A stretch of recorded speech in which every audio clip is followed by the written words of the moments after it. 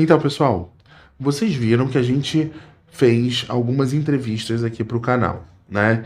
Então, você vai agora, a partir de agora, ver alguns trechos dessas entrevistas, os trechos principais dessas entrevistas aqui no canal. E a entrevista completa você pode ver na playlist Entrevistas aqui no canal Pontos de História.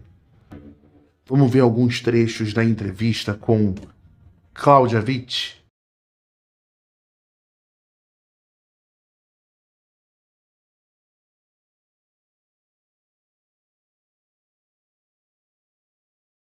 Ela chegou no final de 1829 no Rio de Janeiro. Os primeiros meses foram uma época com muitas festas, com algumas viagens. Ela foi conhecer Santa Cruz, foi conhecer a Serra dos Órgãos, ela conheceu um pouco os arredores do Rio de Janeiro, acaba aprendendo português, ela tinha 17 anos.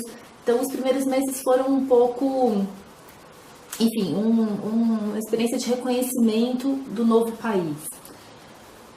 O ano de 1830, a gente tem muito poucas informações, na verdade. A maior preocupação dela nessa época seria engravidar e garantir mais herdeiros para o trono, começar a ter alguma atuação, o que acabou não acontecendo quase nada de muito relevante nesse período. E final de 1830, início de 1831, ela empreendeu com Dom Pedro uma viagem para Minas Gerais. E as lembranças dela dessa viagem são péssimas, porque foi um período em que a popularidade de Dom Pedro já estava muito baixa, tinha acabado de ocorrer a morte do jornalista Líbero Badaró.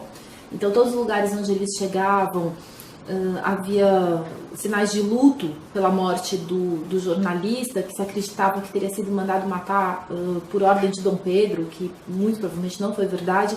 Mas foi um período muito difícil, justamente porque sobre ela pesavam, né, todas as más imagens que se faziam sobre Dom Pedro. Tanto que eles voltaram de Minas em março, e em abril ele abdicou e eles foram embora do Brasil. Então ela não guardou tão boas imagens desse período do final da estadia dela aqui no Brasil. E o resto foi muito pouco tempo, na verdade. E ela sempre teve uma leitura desse período de que os brasileiros teriam sido ingratos a Dom Pedro I, que ele fez a independência, que ele tentou governar o país o melhor possível, que ele era bem intencionado, mas que de alguma forma isso não foi bem compreendido e ele acabou abdicando. E ela nunca perdoou os brasileiros por essa ingratidão, como ela costumava